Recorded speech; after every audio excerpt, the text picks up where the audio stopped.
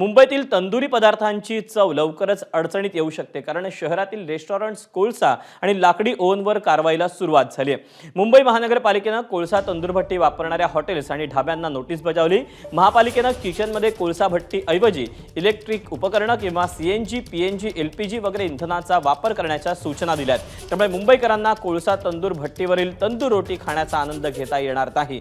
Hotel चालकांना 8 जुलैपर्यंत कोळसा तंदूर भट्टीला इलेक्ट्रिक उपकरणांनी बदलण्याची सूचना देण्यात आली आहे। या निर्णयाचं पालन न केल्यास कठोर कारवाई केली जाईल असा इशाराच महापालिकेने दिला आहे।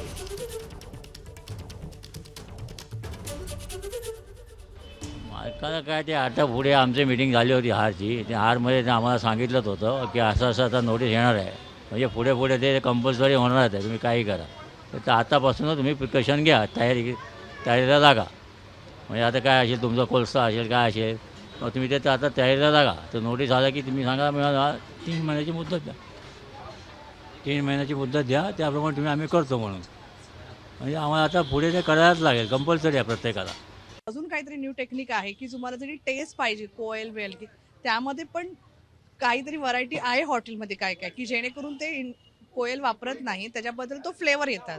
त्यामुळे असं जे केलं आहे ते चांगलंच केले। जाळण्यासाठी इंधन वगैरे पाहिजे तर त्याचा वापर करायला हवा, जेणेकरून सगळ्या सुखसोयी ह्या उपलब्ध होतील। तर त्या माध्यमातून हे एलपीजी वगैरे किंवा गॅसच्या आता प्रत्येक नवीन नवीन बिल्डिंग कन्स्ट्रक्शन होतं, त्याच्यामध्ये महानगर गॅस वगैरे घरपर्यंत सेवा सुविधा देत आहे। तर त्या माध्यमातून तसं हॉटेलवाल्यांनी पण तसं करायला हवं असं आम्हाला एक मुंबईकर म्हणून वाटतं। केंद्र सरकारने जे काही रेट वगैरे लादून ठेवलेले आहेत आणि मराठी माणसाची, मुंबईमध्ये मराठी माणूस हा राहतोय आणि मराठी माणसाची जी गळचेपी आहे, तर हे रेट वाढवणार, सोयी सुविधा पण देणार, तर ते कुठेतरी त्याचा त्यांनी विचार केला पाहिजे।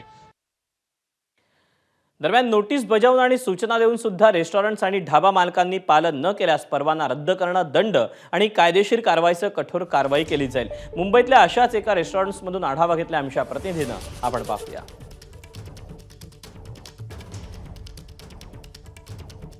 अनेक खवय्ये तंदुरी रोटी अगदी आवडीने खातात।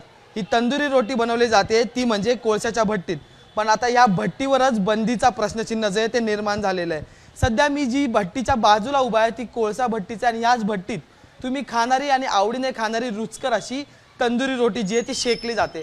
पण उच्च न्यायालयाच्या सांगण्यानंतर जे ते मुंबई महानगरपालिकेने हॉटेल चालक मालक आणि जे हॉटेल कोळशावर तंदुरी रोटी शेकतात त्यांना नोटिसा बजावलेल्या आहेत आणि म्हटलंय की जुलै महिन्यापर्यंत ह्या संपूर्ण कोळशाच्या भट्ट्या जे आहे त्याचं रूपांतर इलेक्ट्रिक भट्टीत किंवा मग सीएनजीच्या वापरातल्या भट्टीत जे त्याचं रूपांतर करून त्या सुरू कराव्यात असे थेट नोटिसा सुद्धा आता महानगरपालिकेने हॉटेल चालक मालक या सगळ्यांना जे ते देण्यात आलेलं। ह्या ज्या हॉटेल चालक मालक संघटना आहेत किंवा हे हॉटेल व्यावसायिक आहेत ते हा निर्णय मान्य करणार का, आणि मग त्यांच्या या कोळशाच्या भट्ट्या ज्या आहेत त्या इलेक्ट्रिकच्या आणि सीएनजीच्या करणार का, हे सुद्धा पाहणं महत्त्वाचं ठरणार आहे। सध्या जुलै महिन्यापर्यंत हा बदल करावा असं महानगरपालिकेकडून सांगितलं जाते आणि उच्च न्यायालयाने याचे आदेश जे तो देण्यात आलेले आहेत।